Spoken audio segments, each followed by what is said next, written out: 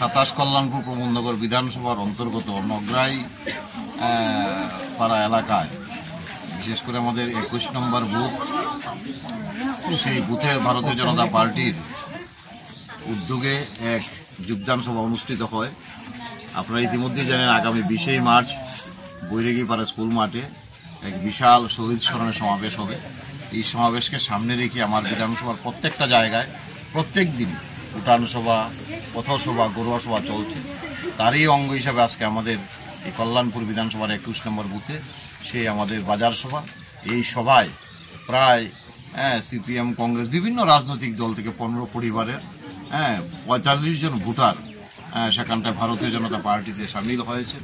ওনারা বিশ্বাস করেন এবং আস্থাও রেখেছেন যে ভারতীয় জনতা পার্টির যে বিকাশমুখী সরকার নরেন্দ্র মোদীর নেতৃত্বে সারা ভারতবর্ষে চলছে এবং রাজ্যের আমাদের সকলের প্রিয় মুখ্যমন্ত্রী ডক্টর মানিক সাহার নেতৃত্বে এবং দলের সাংগঠনিক যিনি দায়িত্বে রয়েছেন আমাদের সকলের প্রিয় সভাপতি রাজীব ভট্টাচার্যের নেতৃত্বে যেভাবে বিকাশমুখী কাজ চলছে তার উপর আস্থা বিশ্বাস রেখেই ওনারা আমাদের দলে সামিল হয়েছে। আমি বিশ্বাস করি যেভাবে প্রত্যেকটা জায়গায় বিরোধী সমর্থকরা আমাদের দলে সামিল হচ্ছে, আগামী দিন বিরোধীদের জামানত ঠিকবে না 28 নির্বাচন আসতে আসতে। তাই ওনাদেরকেও আমি স্বাগত জানাই এবং আমি বিশ্বাস করি আগামী দিন এই এলাকার সংগঠন আরও শক্তিশালী হবে। তারপরেও পার্টি সিদ্ধান্ত নিয়েছে এবং বিগত দিন থেকে আমরা শুরু করেছি 25 বছর, তার আগে 10 বছর বাম জমানার আমলে কি পাহাড় কি সমতল, প্রত্যেকটা জায়গায় যারাই অন্যায়ের বিরুদ্ধে কথা বলতো, যারাই মানুষের স্বার্থে কথা বলতো, তাদেরকে পৃথিবী থেকে সরিয়ে দেওয়া হতো। কখনো উগ্রপন্থার নামে, কখনো জাতি দাঙ্গার নামে, কখনো বা বিভিন্ন পরিকল্পনা করে তাকে পৃথিবী থেকে সরিয়ে দেওয়া হতো।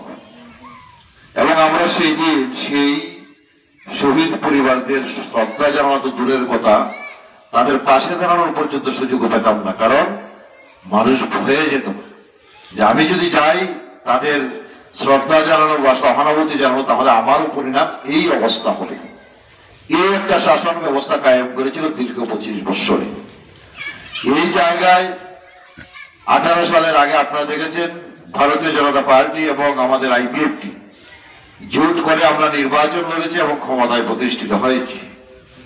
তা থেকে আমরা প্রথম কাজ সেখানটায় শুরু করেছি, যারাই শহীদ হয়েছে বিগত দিন তাদের পরিবারের যারাই বেঁচে রয়েছেন তাদের পরিবারের সঙ্গে কথা বলা, তাদেরকে সমাবেশে আনা, তাদেরকে সম্মান দেওয়া, তারা যে সমাজের জন্য লড়াই করেছে সেই সম্মানটুকু যাতে তাদের পরিবারটুকু দিতে পারি তার জন্যই কল্যাণপুরে শহীদ স্মরণে সমাবেশ হয় এবং বৈরাগীপাড়া স্কুল মাঠে শহীদ স্মরণে সমাবেশ হয় এবং কমলনগরে একটা সমাবেশ হয় এবং পশ্চিম গিরাদুরিতে একটা সমাবেশ হয়।